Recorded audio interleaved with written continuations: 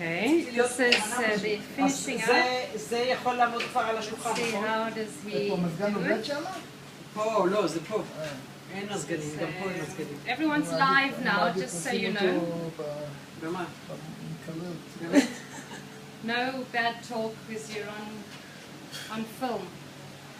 So Patrick, can you tell us מה היה בדיוק פה את ההשראה? אז ההשראה זה היה משה רבנו, לוחות הברית כמובן, כמו שאתם רואים. בגלל זה קשור לברית, נכון? כן, בגלל ברית הנישואים.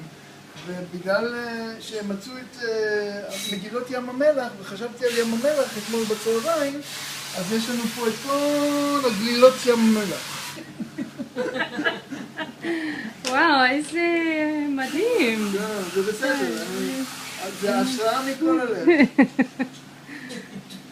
וכמובן הדם פה, זה מסמן הרי את הדם.